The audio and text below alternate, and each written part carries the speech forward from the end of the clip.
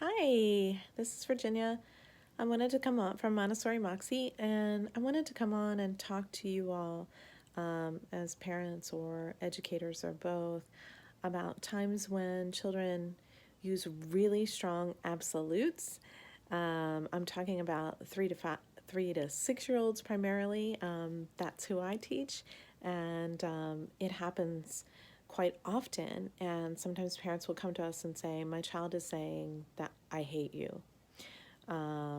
Or more likely in the classroom, we'll hear these kind of strong expressions of absolute frustration and common phrases like, "So and so is being mean to me," or "I'm never going to be your friend again," to a friend to friend. So they seem very different, but they have a lot in common. In what your child or the child in your classroom is communicating is that they are in need of some comfort, they're in need of love and connection, and they're in a very hard place where the frustration is really high. And so they're going to give it the strongest language that they can access because their feelings are probably pretty nuanced. Even though they're strong, there's a lot of layers to these situations, but in that moment they can't articulate it. It's really important across all those situations for us to stay really calm and to detach as much as possible. That's a little bit easier for a classroom teacher. Um, it's a little bit harder at home. So let's start with at home because I have had a parent in the past, more than one even, come to me and say, "My child is saying I hate you." And this pops up because this is a phrase that will get a reaction very often, and they know they will get your attention, your full attention. It might not be in the most loving way, clearly, and they're probably violating a family boundary. And so we can get to that, but let's recognize that in that moment, your child really feels out of control and a little bit lonely, and you're a safe place. So when they say that to you, know that they don't hate you, know that they need you to respond in love, and that's really hard to do when they're lashing out at you. So before you can make some progress and unpack where are those feelings coming from, you're going to need some calm down time, probably for both of you, but at least for your child. And that doesn't necessarily mean isolation.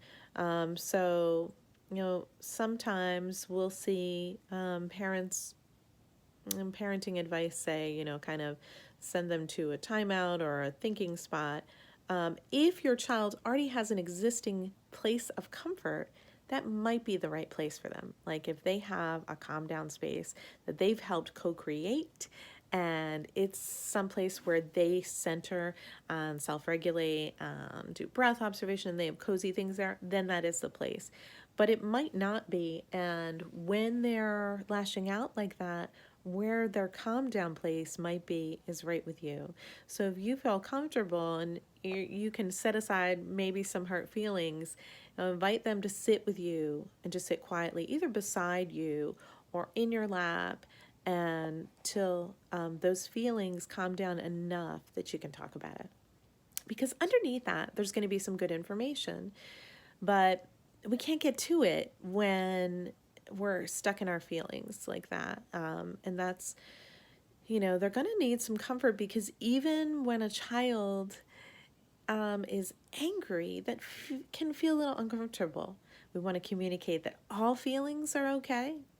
We can take some language off the table. We can say later on, we don't use that word in our family. It's a really strong one, and this is a really loving place, and we can get really frustrated with each other, but we're not going to say the words "I hate you" or "I hate my sibling" or anything like that. So you can reestablish that boundary or establish that boundary later. But right now, you want to do some repair and connection on the relationship. Find out what's going on with your little person. If they've been trying to get your attention for a while, this might be the last-ish effort where they kind of throw the baby out with the bathwater. So it's going to seem counterintuitive, but if you're a parent that this is happening with, instead of retreating or retaliating, This is when you need to lean into that most loving heart and really just be the peacefulness that they're seeking, be the acceptance that they're seeking. And I know that if you're able to give that to them, that you can work through this phase. So one of the things that we'll say when children are saying so-and-so is being mean in the classroom is we'll sort of question and tease out, what does that mean? Because that's not a useful phrase. What I, might say is, oh, okay, hold on. So it sounds like you're upset with Tony. I don't have any students named Tony, so we're going to say Tony. Can you tell me what Tony is doing that is making you upset? And they may default again to a catch-all phrase like so-and-so is mean. And they'll say, well, he's being mean to me. And you can say, okay, tell me more. How is he being mean? What is mean? And they may get a little stuck there. And this is where you can establish a thinking pattern where they can kind of break down, what is the behavior that I don't like in this other person and what do I need in this situation? So we kind of take them through that process. And they might say, well, he picked up the bucket. Oh, he picked up the bucket. Okay. How does that mean? Tell me more. Or why does that upset you? Well, I was going to use it. Okay. Did Tony know? How would Tony know that you were going to use it? Well, maybe he didn't know, but I was going to use it. And that's like the 4th time that Tony's picked up something I was going to use. Okay, thank you. Have you talked to Tony about this yet? How did it go? Oh, you haven't talked to Tony. Well, he might not realize that this is upsetting to you. And I bet you guys could talk it out. Would you like me to come along while you talk to Tony? Okay. And for younger children, they may need some language. For older children, they're going to launch right in. But where I would be instrumental, and you at home as a parent with siblings can say, Tony, can you come to us? We want to have this peace talk. We want to resolve something. I don't even know if you realize that something is bothering your friend. Would you do me a favor and just listen and invite that person to pay attention? Often when children are with a minor irritation or even a sort of a medium one, just want the other person to hear. So that's why they go to you, because you're going to give it attention as the adult in the room or the adult on the playground. And so you also want them to feel empowered to go to their peer and be able to talk about things. And golly, what a world it would be if we all did this and practice this in preschool. I'm still practicing as an adult, so you could help guide that conversation, and we often sort of just set aside the word mean because it doesn't communicate what is it that you didn't like.